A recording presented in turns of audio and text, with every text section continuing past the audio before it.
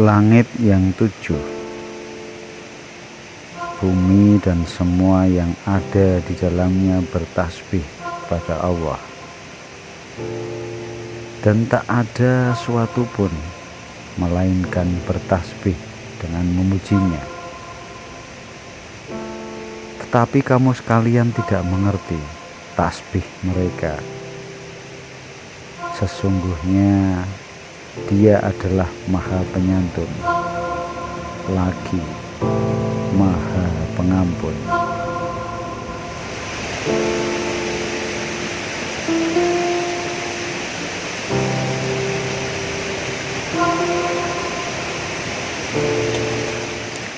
Assalamualaikum warahmatullahi wabarakatuh.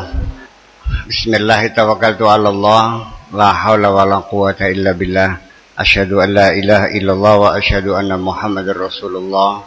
Allahumma salli ala sayyidina Muhammadin wa ala alihi wa sahabatihi ajma'in, amma ba'du. Bismillahirrahmanirrahim. Waliman khafa maqama rabbih jannatan. Anna ihdal jannataini ma'rifatullah. Wahia jannatul ma'arif wal ukhra jannatul zakharif. Wa qala Malik bin Dinar kharajan nas min dunya wa lam yadhuqu atyaba syai'in fiha. Wa qila wa madzak qala ma'rifatullah ta'ala. Jadi ternyata kenikmatan yang tertinggi, sorga yang paling hebat ya ma'rifatullah. Sudah saya uraikan tentang nikmatnya berilmu dan betapa gelap gulitanya orang. Bismillahirrahmanirrahim. Waqila, ada orang yang mengatakan, jangan dikatakan ya, ada orang yang, siapa yang mengatakan? Enggak tahu.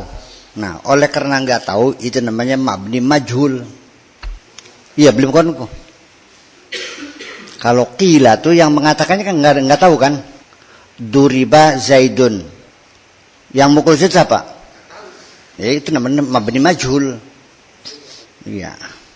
Jadi duriba Zaidun, ada orang yang memukul. Wa qila innahu wajada hajara maktubin.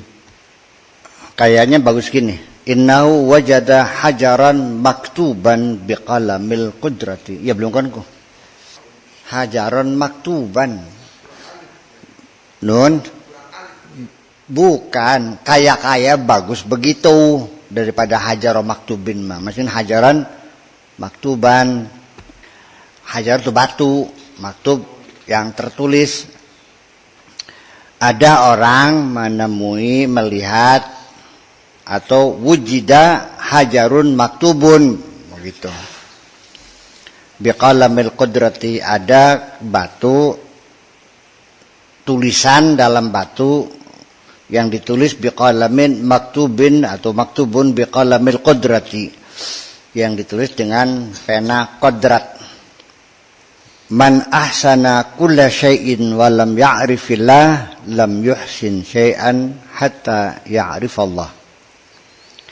Siapapun yang bisa melakukan apa saja dengan baik, tetapi dia tidak kenal Allah, sama dengan tidak berbuat baik terhadap apapun. Sampai dia kenal. Orang yang bisa melakukan apa saja, kalau orang itu belum kenal Allah, ya sama dengan tidak bisa melakukan apa saja sampai dia kenal Allah. Fa idza arafa Allah faqad ahsana kulla syai'in. Kalau dia sudah kenal Allah, maka dia akan tahu semua, bisa melakukan apa saja. Walam yaghib anhu syai'un, dan tidak ada sesuatu pun yang tidak diketahuinya. Jadi inti pengetahuan kita adalah pengetahuan kita tentang Allah. Begini yang jadi persoalan begini. Kamu diajak kondangan sama orang tua kamu. Dihormati, dikasih duduk yang empuk, kasih makanan yang enak, dan lain-lain sebagainya. Suara belenak tuh miskin ki. Makan enak, minum enak, dihormati. Saya mau nanya, kamu menerima penghormatan, dikasih makan yang enak-enak, kepengen tahu nggak tuan rumahnya? Tambu baya, mangan bisa enak. Sing sapa mbukin mangan bisa enak. Betapa ganjilnya ketika anak itu tidak bertanya kepada bapaknya, Pak, mana tuan rumahnya? Saya kira kalau anak kecil pantas. Dia cuek aja, mesti makan enak. Tapi tuan rumahnya mana nggak tahu kan. Tapi kalau kamu yang sudah dewasa, masa nggak bertanya? Ketika engkau tahu siapa tuan rumahnya yang baik hati itu, percaya nggak ada beda kualitas makanan yang kita telan itu.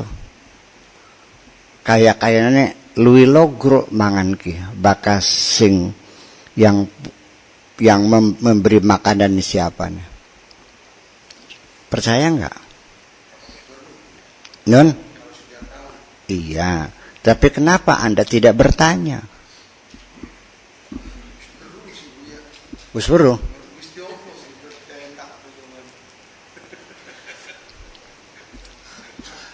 Saya tidak menduga bahwa manusia sudah tahu siapa yang memberi rezeki itu. Saya tidak terlalu yakin semua orang tahu. Sebab ketika orang itu ditanya, dari mana kau dapatkan kekayaan ini? Jawabnya adalah hasil kerja keras saya, jerih payah saya, ini hasil keringat saya. Ada enggak orang yang mengatakan ini pemberian Allah? Tapi di Al-Quran ada hadza min fadli. Keseharian di masyarakat ada enggak orang mengatakan yakin mah kaligane peparinge Gusti Allah baikin mah. Nah itulah makanya ya kiai juga belum tentu. Apa Anda yakin bahwa kalau kiai sudah kenal Allah, dia baru kenal hukumnya, mengenal aturan kepada yang membuat, yang punya aturan nggak kenal. Ya itu juga sudah cukup baik, sekalipun belum kenal yang punya aturan, tapi dia mentaati aturan juga sudah baik kok. Standar syariat tetap tidak kita lupakan. Ya, Jisab ya. Standar syariat tetap menjadi acuan bahwa itu punya nilai plus juga. Tetapi ketika seseorang mendapatkan nikmat ini hasil dari jerih payahnya, maka jelas sulit untuk menafkahkan hartanya itu.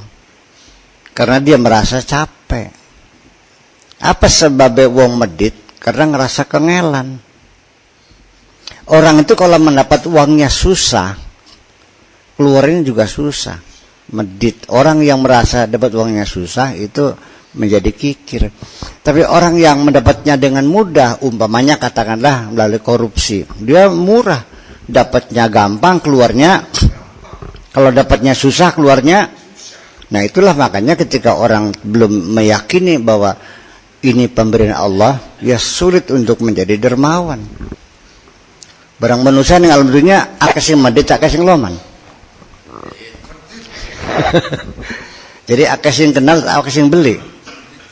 Yang loman juga bukan berarti karena dia meyakini ini pemberian Allah, tapi apapun rezeki kalau dengan mudah, tukang tipu, tukang judi, koruptor sebagainya, uangnya juga berhamburan keluar karena dia nggak merasa lelah. Itu saja persoalannya. Jadi artinya bahwa ketika kita mengenali orang yang memberi kita juga kita mendapatkan kenikmatan yang plus, ada tambahan daripada kita tidak kenal. Betul nggak? Kita menikmati harta dapat nemu juga ceritanya beda kok. Iya kan? Daripada kita makan rezeki dari yang sumbernya kita ketahui. Itu. Wa yakfi man 'arafa Allah wa yakfi man 'arafa Allah ar-rahata min qadri rizqi wa ta'abil hirsi wa tashwishil bali minhu. Jadi orang yang sudah kenal Allah itu mampu untuk rehat, untuk tenang hatinya, raha, lega, ya, mendapat kedamaian. Orang yang kenal Allah itu mendapatkan kedamaian di hati. Min qadri rizki, dari susah payah cari rizki, wa ta'abil hirsi, dan lelahnya kita berupaya, berusaha, wa tashwishil bali minhu, dan dari kegelisahan hati.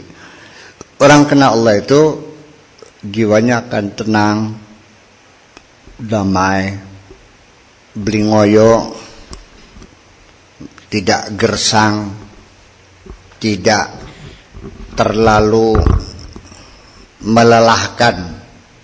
Lelah hati, lelah pikiran sebetulnya. Jerih payah cari rizki, ya. Lelah ta'abul hirsi, dan kegelisahan besok bagaimana makan atau tidak. Wa ta'alluqil wahmi bihi, dan selalu bergantung pada imajinasi, dugaan-dugaan. Kakean banyak ngayal. Fa innahu lam yu'ti aksaral khalqi illa minal ihtimami bihi. Wa lam yu'ti, dan Allah, fa innahu, sunya Allah tidak akan memberikan aksaral khalqi, kebanyakan orang, illa minal ihtimami bihi, kecuali dari perhatian dia, dari keinginan dia. Walau kana al-'abdu, dan kalau seseorang hamba itu merasa cukup dengan pemberian Allah, maksudnya lastaghnal ghina alladzi la faqra ba'du, pasti dia akan merasa berkecukupan, dan untuk selamanya dia tidak akan jatuh miskin. Wa tawakkulu 'alal hayy alladzi la yamut, dan dia bergantung diri kepada yang maha hidup dan tidak akan pernah mati, dan dialah yang maha kaya. Wa huwal ghaniyul akbar, dan dialah yang maha agung. Allazi la yalhaquhu faqrun abadan, yang tidak pernah jatuh miskin selamanya, yaitu Allah Subhanahu wa ta'ala. Ketergantungan kita selagi masih kepada manusia, ya kita masih selalu gelisah. Karena manusia sendiri tidak pernah merasa cukup, dan manusia tidak akan pernah memberikan kecukupan kepada kita. Manusia akan memperhatikan dirinya sendiri, memperhatikan kamu itu selebihnya, kalau dia punya lebih juga kalau nggak butuh. Sekalipun nggak butuh juga kalau dianya suka. Orang menolong kamu, satu, karena dia memang empati kepada kamu. Orang itu memang sayang sama kamu, itu satu. Kalaupun sayang, kalaupun kasihan, juga kalau ada. Kalau nggak ada, ya nggak juga. Sekalipun ia ada, kalau dianya nggak butuh, kalau dianya butuh sendiri, ya nggak juga. Jadi Anda mendapat bantuan orang itu ada beberapa tahapan-tahapan yang harus diselesaikan dulu. Iya, begini. Kamu lagi butuh sendiri, mungkin kan dikasihkan sama orang lain sehingga kamu terlantar. Kan sulit terjadi. Nah, kecuali siapa? Kecuali hamba-hamba Allah yang sudah bisa seperti itu. Yaitu siapa? Ya, para hamba Allah. yang lebih mengutamakan orang lain daripada dirinya sendiri. Ada nggak? Ya ada, tapi kan nggak banyak hamba Allah tuh. Memangnya hamba Allah banyak? Dikit. Ya kalau kita apa ini? Ya kalau kita makunyukullah.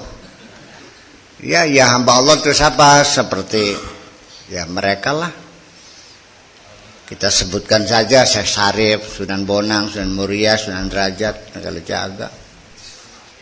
Kalau di sananya ya mungkin Abu Bakar, mungkin Umar, mungkin Utsman, mungkin Ali. Itu kan. Kalau kita kan kunyukullah. Iya. Kalau mereka ibadullah, kalau kita qurudullah. Apa qurudullah tuh? Lah iya. Salahnya. Jadi ya makanya ukurannya kalau kita mah standarnya saya menurun sedikit. Kalaupun orang tidak memberikan manfaat kepada orang lain, oke lah nggak ada masalah. Yang penting asal jangan merugikan orang lain, saya sudah untung kok. Saya kira sudah saya kasih penten 50 lah. Bagi orang yang tidak memberi manfaat dan tidak juga mencelakakan. Dia ngurusin dirinya, itu sudah cukup bagus zaman sekarang. Jadi artinya kalau asal ada orang tidak korupsi, udah bagus kok. Nggak usah kerjanya berprestasi. Pada saat pagi datang, sore pulang, kerja sebisa-bisa gitu. Ya, nggak usah berprestasi, nggak usah berinisiatif. Biarkan jadi robot-robot saja. Kalau nggak dipejet nggak jalan gitu. Sudah cukup bagus kok. Ya. Semacam itu. Makanya selagi kita masih bergantung kepada selain Allah, selamanya kita dalam kegelisahan, selamanya kita dalam kemiskinan. Ketergantungan kepada manusia itu melelahkan sekali. Ketergantungan kita kepada seseorang, apakah itu ketergantungan istri kepada suami, ketergantungan bawahan kepada atasan, ketergantungan rakyat kepada pemimpinnya, ketergantungan apa saja. Itu karena tidak kepastian, unpredictable, nggak bisa diduga. Suatu ketika atasan kita menjadi tidak suka kepada kita. Suami kita kapan saja bisa berselingkuh dengan perempuan lain. Iya kan? Kapan saja kita bisa dimutasi oleh atasan kita ke daerah yang terpencil di sana. Karena kita tidak memberi upeti kepada atasan. Itu kan terjadi sehari-hari. Ya kenapa kita tidak bergantung diri kepada Allah saja sih? Yang barangnya masih durung hantel Gusti Allah anakku. Lalu gimana nantinya? Jadi selama ini kita masih belum meyakini bahwa ketika kita dalam posisi benar, kita akan dibela Allah. Nggak yakin kok. Masih ada ketakutan. Nantinya siapa mau bela? Nah kalau Anda benar, ya kenapa Allah nggak bela? Itu aja kok. Katanya berani karena benar. Takut karena salah. Itu kan peribahasa. Ya peribahasa. Qala al-Fudail radhiyallahu anhu, la yanbaghi lil abdi an yasiqa bi'afiyatin wala bighinan wala bihalatin. Kata Al-Fudail radhiyallahu anhu, kita ini seharusnya nggak usah pede ya, percaya diri. Nggak usah terlalu pede, terlalu confidence pada diri sendiri dengan kesehatan kita, dengan keafiatan kita, dengan kekayaan kita. Kita merasa sudah kaya, sudah sawahnya 40 hektar, sudah punya rumah, punya mobil, merasa sudah mapan, kemudian kita sudah adem, tenang. Atau juga kondisi kita sekarang sudah jadi pemimpin, sudah jadi ini, jadi ini. Kita jangan terjebak dengan hal itu semuanya. Karena semuanya bisa berubah kok. Anda beli uang sugih tiba-tiba melarat. Anda beli pemimpin tiba-tiba terjungkal. Kemarin masih ngantor, hari ini sudah dalam penjara. Kemarin masih kaya, sekarang udah habis keludes, pabriknya kebakar. Jangan percaya percaya diri berlebih-lebihan kepada kekayaan yang Anda miliki, dengan kesehatan yang Anda miliki. Saya juga di dalam hati saya sudah ada ancang-ancang. Kalau melihat usia teman-teman yang sebaya dulu, yang sekelas dengan saya, sudah pada ropoh kok. Sudah kencing manis, sudah stroke, sudah Parkinson, sudah ngetek begini. Hampir rata-rata. Saya sekarang masih sanggup naik ke mobil Jakarta Surabaya non-stop masih. Saya bisa 2 hari 2 malam di atas mobil. Kesehatan saya prima, diberi oleh Allah seperti itu. Tetapi saya tidak boleh terlalu percaya diri bahwa kesehatan saya akan seperti ini. Kapan-kapan akan berubah. Akan dimakan usia kok. Nah, makanya begini saja prinsipnya. Bukan saya sok menunjukkan aku hebat. Saya ini punya prinsip gini. Selagi saya bisa melakukannya sendiri, kenapa harus merepotkan orang lain? Saya tidak ingin memanjakan diri saya yang selalu dilayani oleh orang lain. Ini kan setiap hari ketika saya ceramah selesai, lalu mereka bertanya, Pak Kiai, supirnya mana? Saya bilang nggak bawa supir, jadi ya nyupir sendiri. Ya Allah, nyupir sendiri. Iya, terus nggak usah bisa nyupir kok.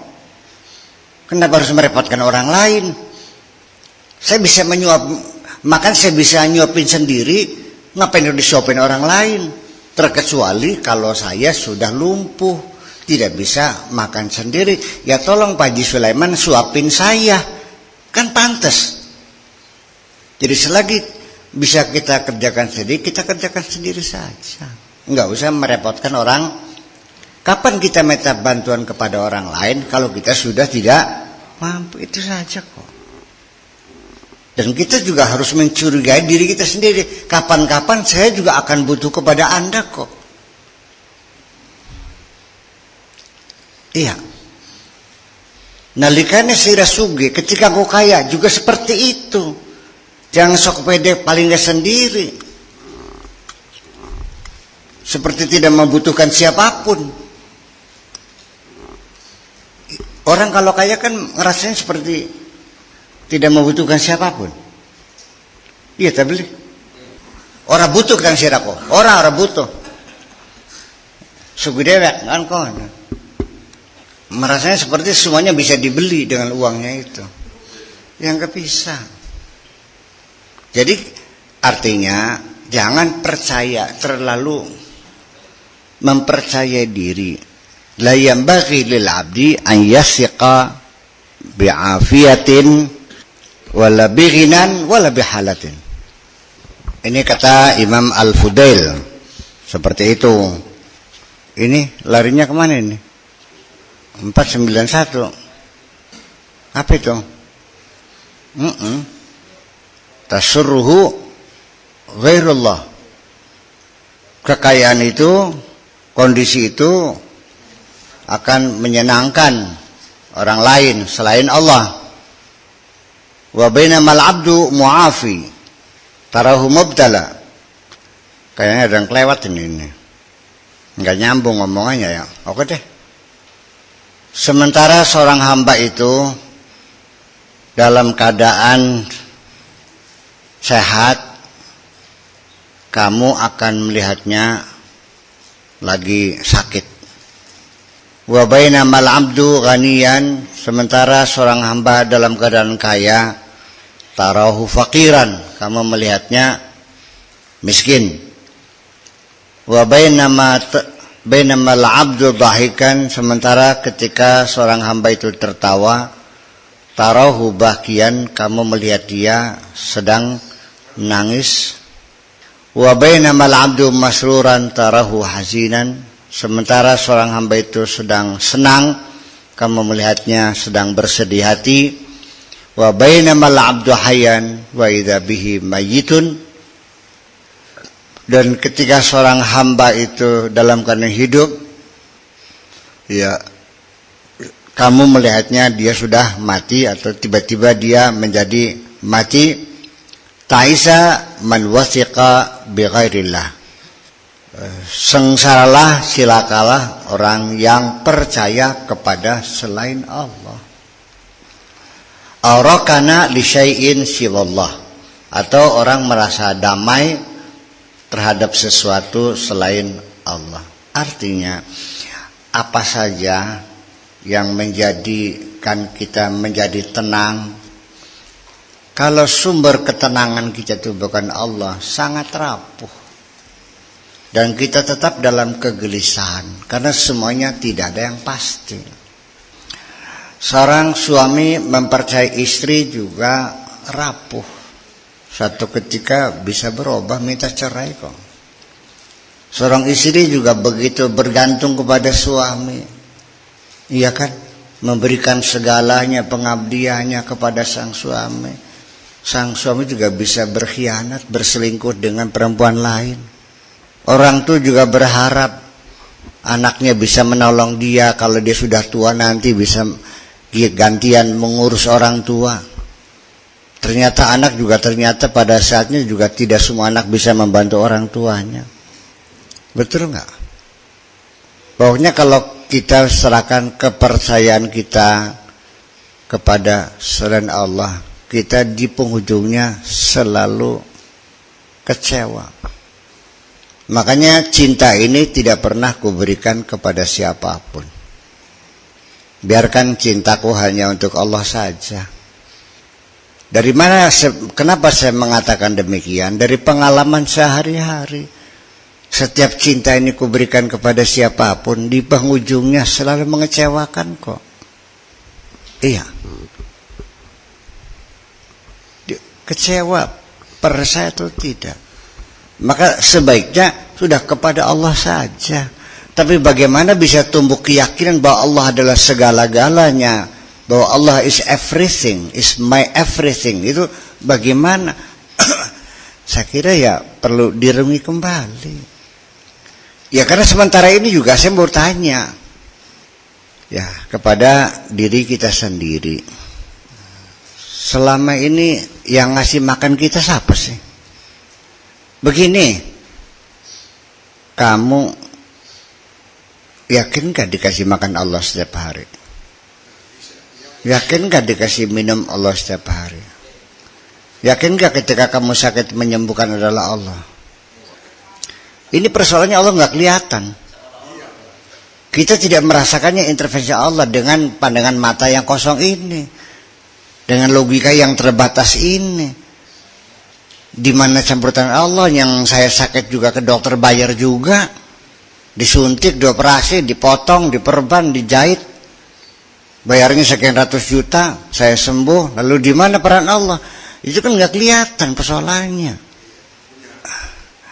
Iya, artinya begini, begitu sembuh, yang disanjung dokter. Alhamdulillah, hebat itu dokter. Langsung kres, ces peleng, bukan main.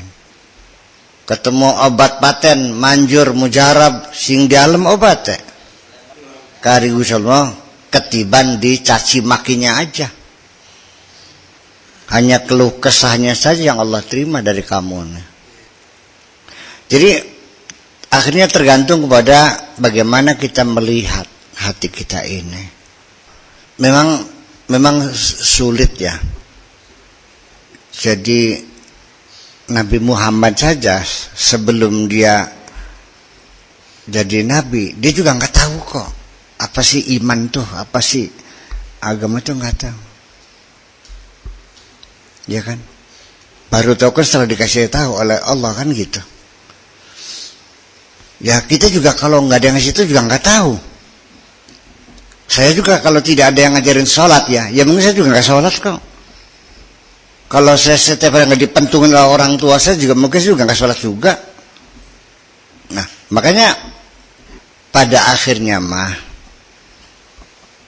sampai kepada kesadaran bahwa Allah adalah segalanya, bagi kita, dan kita hanya bergantung kepada Allah. Orang kaya sama orang miskin tetegen di hatine melakukannya sejen beli, bakal wong melarat melakukannya kelayap melakukannya, bakal wong sugih kentig. Iya, bakal wong melarat melakukannya kasih kelayap bukan, seperti tidak ada keberanian, ya kan gitu, kecil hati, deleng barang-barang ning toko ya pedes sekilas peka plongo iya. Wong segi masa aja kantang. Yang ingin saya sampaikan adalah kenapa Anda jadi berubah seperti itu?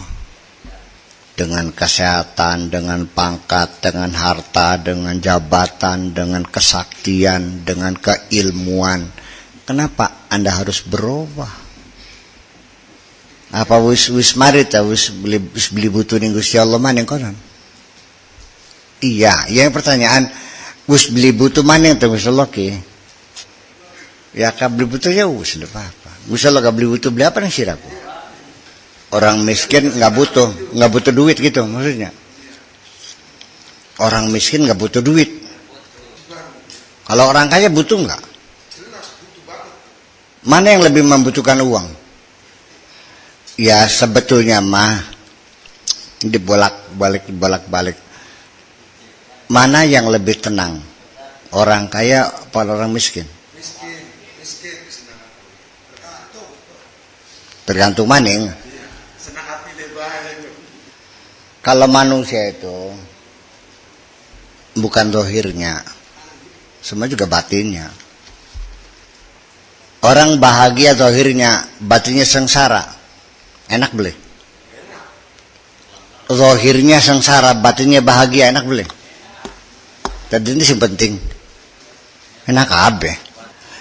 Oke, sekarang saya mau biar berulang-ulang sampai kita yakin betul ya. Mangan sate apa mangan das petak? Nanti sing enak. Ya mangan sate gak bakal untune lara mah blenak. Mangan petek untune waras. Ya kenapa nalikane mangan petek untune waras enak, mangan sate untune blenak, untune sakit blenak. Jadi sing enak ku sate neta untune. Kelas bodol waras. Turun spring bed boyoknya lara enak nanti.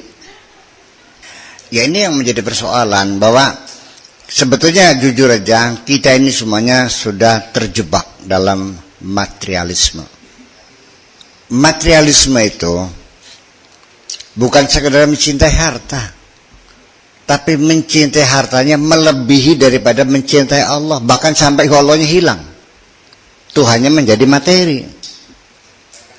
Sehingga mengukur apapun di dunia adalah berdasarkan ukuran materi, bukan berdasarkan moral, bukan berdasarkan kesolehan, bukan berdasarkan keimanan, semuanya berdasarkan materi. Calon mantu juga kalau melarat ditolak kok, materi semuanya.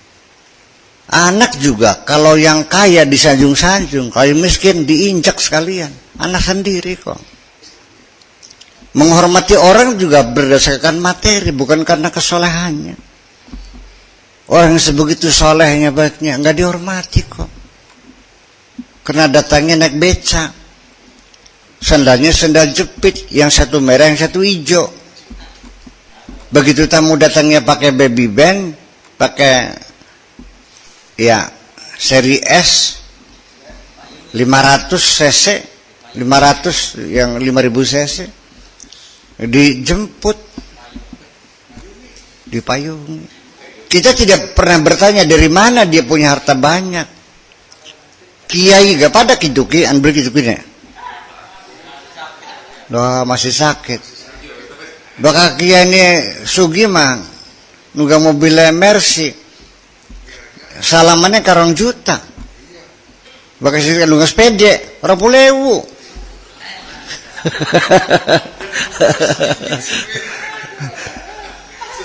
Malah justru orang miskin lebih membutuhkan uang. Yang miskin kasih 2 juta, yang kaya 20, kan bisa begitu logika kan. Kalau saya, ada orang yang menduga saya kaya, ada orang menduga saya melarat, terserah saya sih. Cuman di sini ada dualisme, saya diperlakukan secara dualisme oleh masyarakat nih. Ada yang karena dia nggak bisa kaya, dia sangat hormat sekali. Ketika dia menduga saya miskin, dia cuekin aja kok. Bukan, maksud saya ini tidak pernah disepakati oleh masyarakat saya. Apakah saya orang kaya atau orang miskin? Ada yang bilang kaya, ada yang bilang miskin. Keilmuan saya juga sama, tidak sepakat. Ada yang mengatakannya profesor, doktor, murabbi ruhina, wa mursiduna, dan segala macam, ala-alim, ala-alama. Ada yang manggil sakur aja ya ada. Bisa apa sih kan? Tidak, maksud saya bahwa saya tidak ada kesepakatan. Saya ini pinter atau goblok, saya ini kaya atau miskin, gak ada sepakatan. Gablek apa sih sakurnya? Iya kan? Ada orang datang mau pinjam uang 1 miliar. Karena saking ngandel kita sugih kan. Iya beliwan. Sekarang saya nanya sama murid-murid saya, menurut kamu nih, saya ini kaya atau miskin? Ya iya. Mau dibilang kaya nggak punya rumah, iya kan? Mau dibilang miskin bisa minjemin orang ratusan juta, kayak begini ki. Bukan, kalau saya bisa minjemin orang 500 juta, 300 juta, 100 juta. Bisa dihitung kan duit saya berapa? Udah sekarang begini aja, kalau saya mengeluarkan zakat senilai 700 juta zakat saya. Berapa banyak uang saya? So pakai kalkulator lah, ini Mustafa. Itu kan 2,5%-nya. Kalau zakat saya 700 juta, berarti berapa keuntungan saya? Kali 10. Iya kan begitu.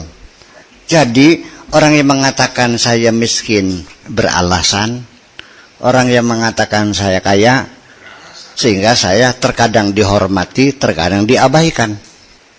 Keilmuan saya juga sama, ada yang mengatakan saya bodoh, ada yang mengatakan saya pinter, sehingga saya diperlakukan seringkali berbeda. Ada yang menyanjung berlebihan, ada yang menghinakan sampai kita diundang ceramah juga, panitia tukaran panitia ke. Jari sing undangnya bisa ngaji. Panitia yang lain, kisah kau duduknya kaki dukun kan, duduknya bilapa sampai tekan totohan je. Gelem busung gini ngomong ke, jadi ngandel. Ayo totohan je, bakal ngajinya enak, pinter, kita bayar. Ayo totohan. Terjadi kisah kurku duduk kiai tapi dukun. Nah, saya dalam posisi seperti itu saya sangat senang sekali, menyenangkan gitu.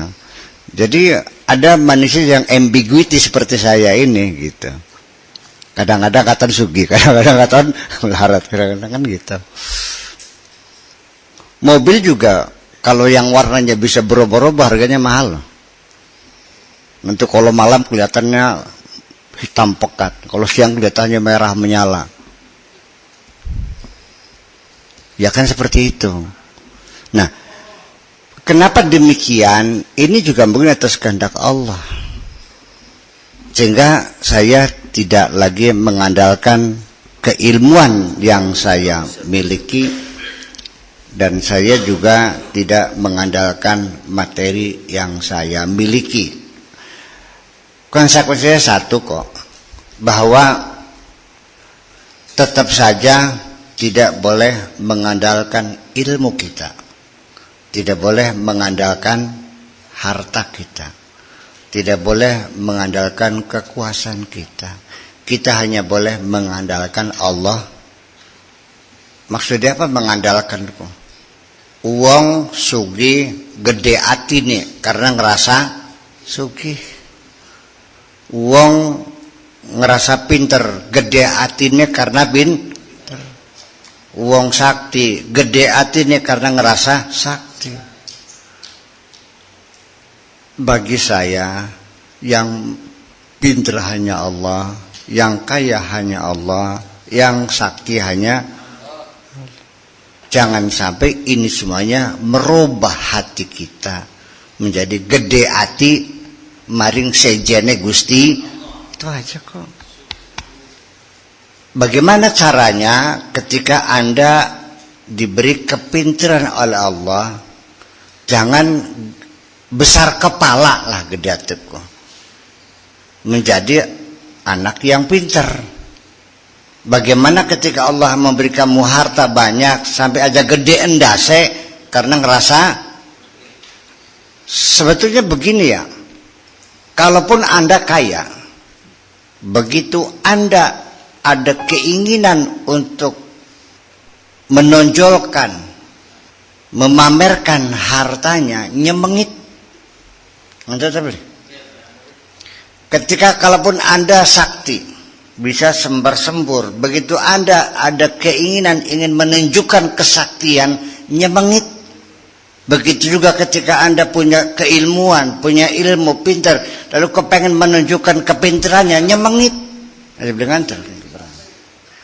Kita merasakannya kok. Kamu merasakan nggak kalau ada orang sok menunjukkan? Sadar semua juga. Saya senang sama orang pinter. Saya senang sama orang yang wakil ibadahnya. Tapi kalau orang itu dengan sengaja menunjukkan bahwa dia kayak paling wakil ibadahnya, mengit. Bukan kamu pinter, bukan orang pinter. Orang itu ingin menunjukkan kepinterannya. Wong sugih, tapi pengen ngatok kena sugiane. Akibat karena kepengen kelihatan kaya, maka gelang keroncongnya sampai sekilan, melakune tangannya dikipat-kipataken, cerang, jilbabe dicopot karena nganggo giwange sing segede klungsu, bari melakune gada-gede gabas gebes sambil giwange katon, nyemengit belikin. Itu maksud saya. Oh, jadi ente bahkan delang wong wadon ngogelang keroncong tekan sikut, terus melakukannya dikipat seneng. Oh enggak, ya wis, itu enggak. Wong ngerasa pinter, akhirnya sadina nyalak karena wong bae, seneng.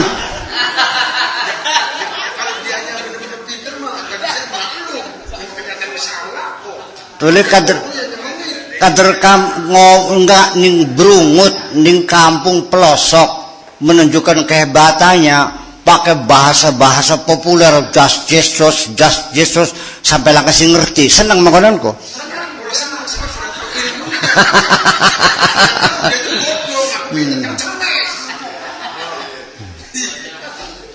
Wes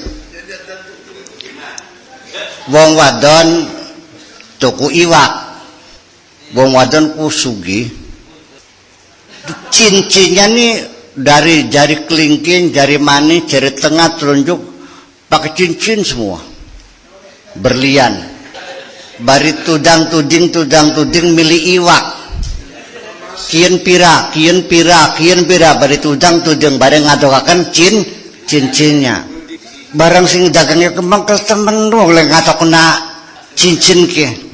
Habis pikir, begitu kian pira 300 bari dibuka lampene, kita kan dulu mas gunung untuk.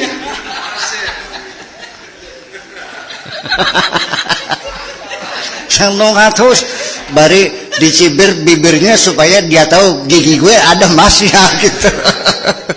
Seneng gitu tuh. Itu yang saya maksudkan. Sok gumede ngatok kena kesugiane, bukan orang kaya, bukan ngatok kena kesugiane. Sakti ya pada baik, sok ngatok kena kesaktiane, sembar sembur. Nah itu kan terjadi. Dia tidak tahu bahwa perilaku seperti itu nyemengit. Nyaman-nyaman saja dia mah.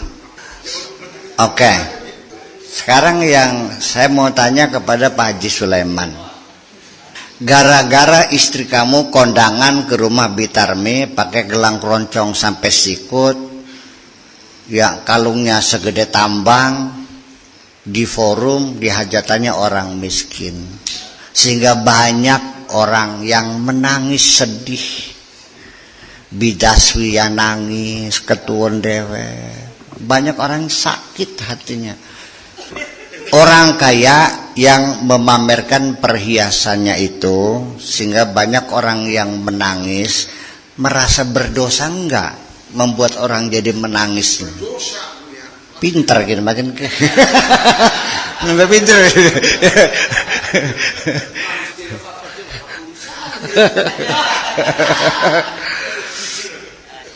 Tetapi sulit orang kaya yang memamerkan hartanya itu.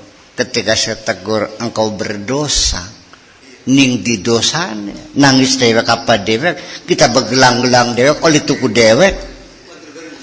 Memang tidak boleh saya pamer harta. Itu kata orang kaya. Apa memang saya salah untuk pamer harta? Toh uangnya bukan hasil korupsi. Saya sangat apresiasi terhadap imam-imam masjid yang bacaan Fatihahnya fasih.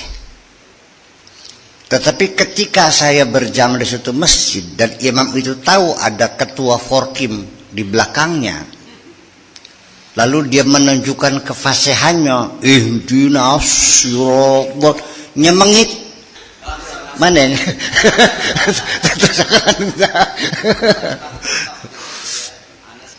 Nah, di situ akhirnya Pak, ketika muncul dua orang yang punya sifat yang sama, sok ngatok-ngatokaken, terjadilah perseteruan.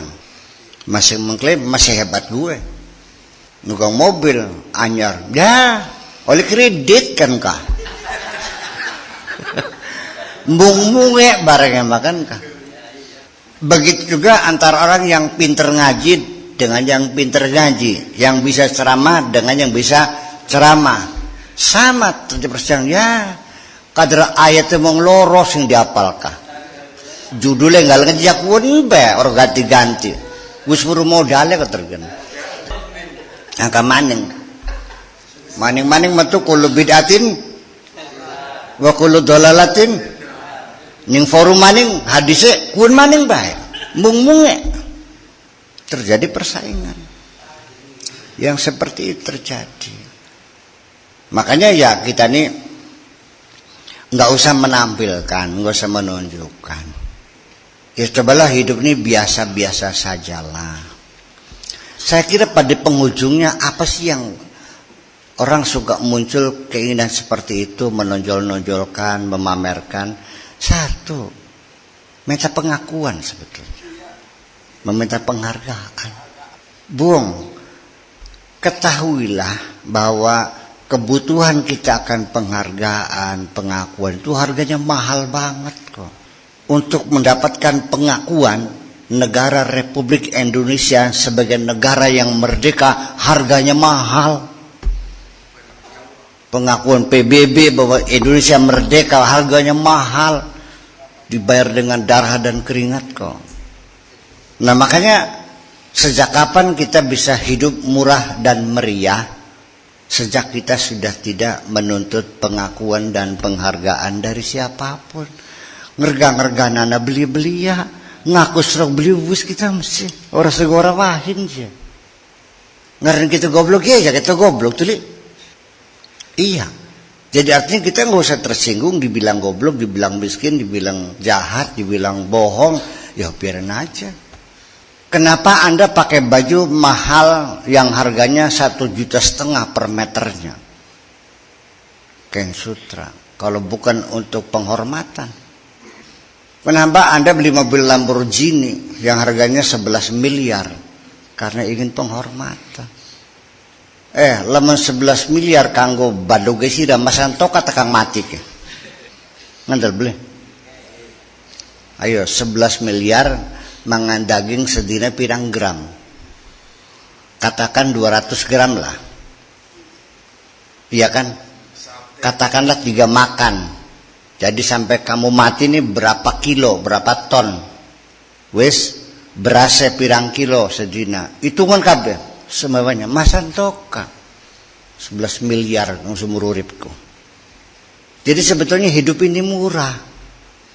Kalau kita sudah tidak lagi menuntut, ya makanya kita kembali. Masa iya orang bertuhan hidupnya kok terlalu terombang-ambing dalam kegelisahan, kekecewaan. Ya Allah ya Rabbi.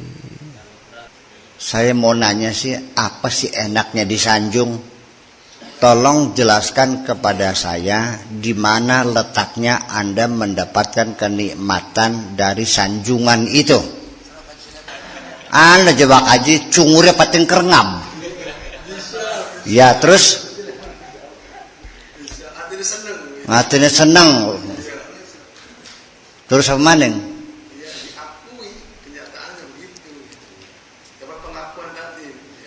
Iya.